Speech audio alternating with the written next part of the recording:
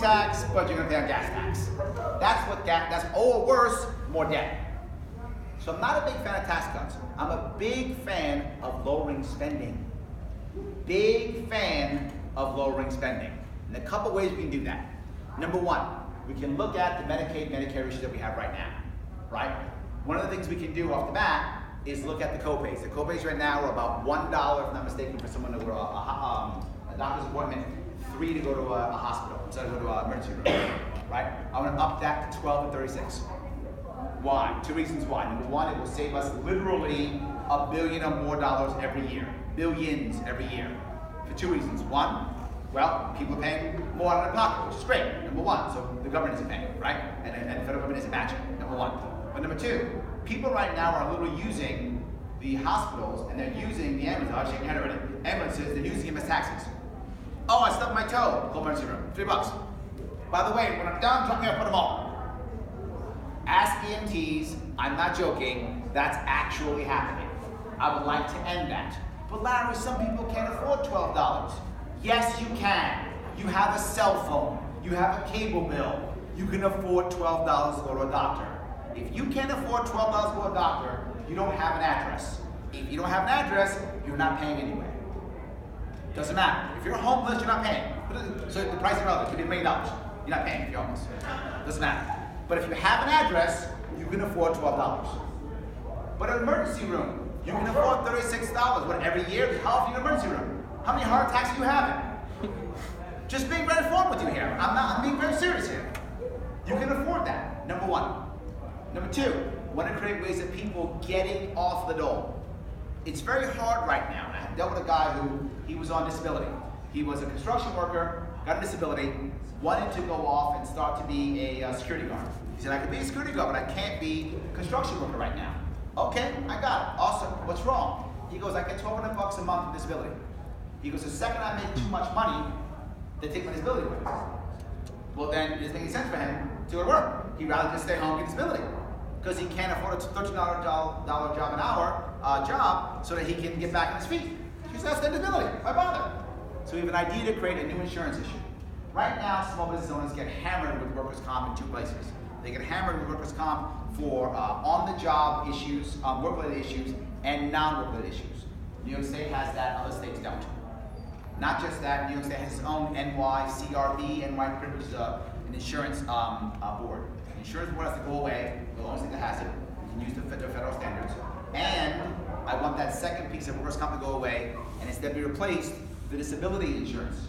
2-for-1 idea. Once you start making more money than disability would pay, for every $2 you make, you lose $1 disability. It gives you the incentive to get back into the workforce. That doesn't exist right now. It's an idea that had, I think, was it Missouri, Colorado was an idea, and it hasn't been put in place, but it's a concept. I think about using it in the States. We should put it here. So where now, if I want to work, look, some people don't want to work, I get it, and they're going to stay on a dole. But a lot of people want to work and would work if the system will let them work. If we create a system now, I can go back to work at 30 or 28, 29 and start at $50 an hour and now begin to change my disability. Now this is an insurance policy. So if disability goes away, this is the insurance policy pays this, right? And only if you're disabled. If you're not disabled, people who are not disabled are paying into it. That's how it works. And this would not be a government insurance policy. This would be a private sector insurance policy, right? And they'll figure out how to make that work. That's option. That's another option. That's another option. Childcare. Childcare is difficult for people, particularly who don't have much money. You make $1,200 a month in disability. You want to go off and work, but you got a kid. You got to put your kid in childcare. That's expensive. So I lose my disability. I'm going to pay childcare. I'm staying on a dole. Why in the world would I get a disability? The system is begging me to stay on disability. It's begging me to. But how about this? Do you happen to have a kid? Good. If you have a child, and I say, hey, you going to the park? Take my kid with you to the park. Can he say yes? He can? No worries, it's legal, no problem. Goes to the park, his kid, my kid, they go play, life is good. Does he require a license for that? Insurance for that? No. Why can't we create local community child gardens, which are sponsored by a nonprofit that sponsors a child garden? Not a child care, child garden. Allowing people who are not wealthy, who are in trouble, to drop their kids off with the nonprofit supporting it if they want to. It's limited liability, and they sign off. It's a choice people can make. If you want to work, there is cheap healthcare. You know who would take care of that? VFW. We love that. Nonprofit, VFW, we love it. The Black Church, which is suffering, we love that. Now they control it. All these small churches, synagogues, we love it. Pick it up. Yes, absolutely. Child gardens. Drop your kid off. Go to work. Disability insurance. Go to work. Get back in action. We have counties in New York State, lots of them, that have 1/3 of the population on Medicaid, 1/3 on Medicare. How is that sustainable with 100,000 New Yorkers leaving our state every single year? How is it sustainable? It's not. These ideas, which don't cost one extra taxpayer dollar, and help nonprofits get back on their feet. Why wouldn't we be doing this? I'll tell you why. Because we think every answer is a government answer. It isn't. It simply isn't. There are ways of us getting services that we want, ways of us getting things that we need, ways of getting us back on track without having to increase our tax burden. We have to do that. It's possible. But Larry, some people want regular child care. Then go. This doesn't take child care away. You like your preschool, your child care place? Go there. It doesn't go away. It simply provides an option for people who can't afford that cool thing that you get to have. And now maybe they can work, get back on their feet, stop making minimum wage, and they can get that cool thing that you have. They can start their life over again. We can have an environment of second chances. But I'm not done. On top of that, as I said, I'm going to start getting rid of those regulations I talked about before earlier, right? To let people actually start businesses easier. I want people to be able to start a business easier. I don't want to, it should not take you 6 months to start a business. It should take you 30 days. Start a business. Be a plumber. Be a this, be a that. But Larry, we need licensing for safety. First off, the vast majority of licenses have nothing to do with safety. Just control. Only control. The vast majority. Here's my general rule on licensing. Would you ask your friend to do it? So let me ask you a question. Would you ask your friend to braid your hair? Yes, no license. Would you ask your friend to walk your dog? Yes, license. Would you ask your friend to remove your gallbladder? No. Get a license. No problem. That is my general rule on licensing. If you ask your friend to do it, it should not be required. If you ask if you wouldn't, get a license. I'm okay with that concept. But why in the world is some person who got arrested for drugs, has a 2-year felony conviction, comes out, can't get a job, wants to start braiding hair in their community, can't. Can't.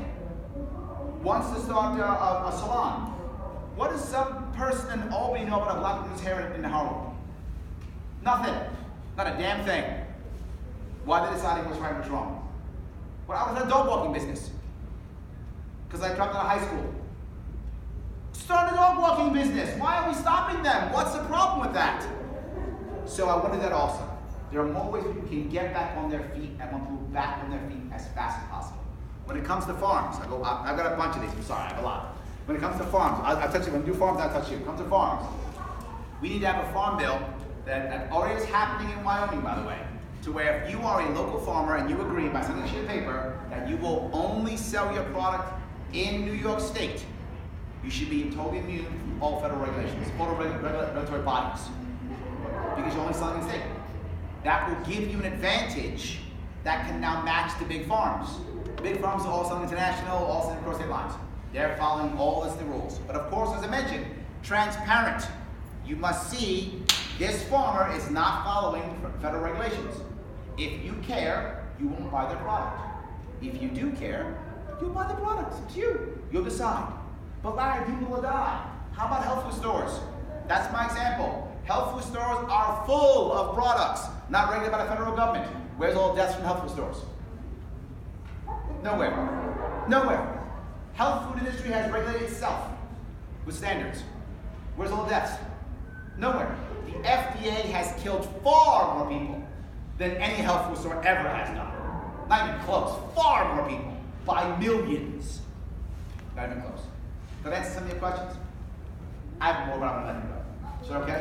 Yeah, please. I just think that they have all these licenses because it's just another revenue stream. It is. And what happens is that it's a revenue stream, and they also use law enforcement as a revenue stream. They use law enforcement as a profit center, and they use business as a profit center. They do. Both of them do. And the problem is both of these are basically taxes on the poor.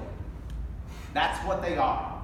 No millionaire is starting up a dog walking service, right? These are all taxes on the poor. And we wonder why the poor can't get up. Why so much inequality? And here's our answer. There's inequality. Let's pass more laws. The more detailed the laws are, the more the big business owners win, because they have the lawyers and they have the accountants to get around it. The more simplified they are, the more anybody can win. The example I'll give all the time, a friend of mine, Alex Merced, was running for Senate years ago, and he gave me this analogy. He said it's different between playing Uno and playing Dungeons and Dragons. He said, most people know what Uno is. You guys all know the card game Uno? Yeah. Right? Simple game, right? So if I had a deck of cards right now and I said, hey, you gonna play Uno? Most of the time I can grab a couple of you, you're gonna play. Simple game, everybody gets it, it's fun, simple. Lots of people want to play because it's simple. We all get it, right? More people engage. But not just that. The rules are so simple, everybody knows. Look, if he's cheating, I know. It's a red 2. If he puts a blue 5, cheating, I see it, we all know he's cheating. Transparency is there because it's simple. I don't require a referee for Uno. Dungeons and Dragons. Who's cheating? I don't know. Gotta have a dungeon master who knows who read the books and all that kind of good stuff, and who knows what the rules are, and oh my God, hard to get people to play that game. Rules and regulations are the same. Simpler regulations, more people will join in. Simpler way of starting businesses, more people will start businesses. Simpler rules and regulations on taxation, more people will pay their taxes. Look, I'm not making this up. This is demonstrably true. The simpler the tax code, the more people pay tax. The more complex the tax code, the less people pay tax. You heard that story about how Amazon paid like no tax last year? Because the tax code's insane. Imagine the tax code was very simple. Amazon, pay 10%. Imagine if that was tax code. How do you avoid that? You don't. We made $1 billion, you pay 10% of that, done. Simple means more people enjoy it, less referees, and all of a sudden you get more money. If you're gonna help small business, I want 3 things. Simplify the tax code, number 1, make it easy to start a business, and of course, deal with regulations in a more logical way. Lastly, simplify taxation. With those 3 things, you can run. Great. Anybody else? Great, please. I once went to school in upstate New York, and the businesses up there have just like fallen off. Yes. You know, like it used to be like the logging industry, mining industry. Yep. Now it's just like schools, prisons, and military bases. That's yes. it. If you go to most places outside of big cities in general, but New York is a great example of this, you have people who are doing basically one of 5 things. 1, they work for the government, right? Some way, shape, or form. School system, cop, whatever the case may be. Park ranger, they work for the government, number 1. In fact, in New York State, about 1 every 6 people works for the government. That's not healthy. In the country, it's 1 in 7. In New York State, it's 1 in 6. It's bad that we have that many people in uniform. But when governments are in trouble, what do they always do? Put people in uniform. That's what we're doing, right? Number 1, government. Second, they work for the one big thing, right? There's one company or one university or one thing in that town that they work for, right? That's it, right? Number 3, they work for a franchise. Franchises, by the way, are the response to regulation. That's the response to regulation. It is so hard to be a solopreneur that people don't do it. They instead become a franchise owner. Why? They basically outsource the regulations to someone else. Because franchise is a big business. Big business has all the HR rules, all the accountants, all the lawyers, and they know all the rules and regulations, and they can lobby effectively to make sure that stuff's taken care of, and small business can't do it. So they work for a franchise. Last thing, they're on public assistance. I'm sorry, 4th thing, they're on public assistance. The last thing, they're in drug trade, black market. That's almost every town outside of a big city. Mm-hmm. Particularly in New York State. You're right. Yes. It's the norm. That's why you look at many main streets, and it's either something that will service people like lawyer, like that, right? Lawyers, something to do with law, or it's a franchise. It's very common. And it's some exceptions. There'll be like a nail salon kind of stuff, but even their stuff will become franchised. Great. Any other? Oh, go ahead. Well, you didn't get one. Go ahead. So in Nassau County, we have some of the highest property taxes in the country, and they still can't pave the roads. Yep. And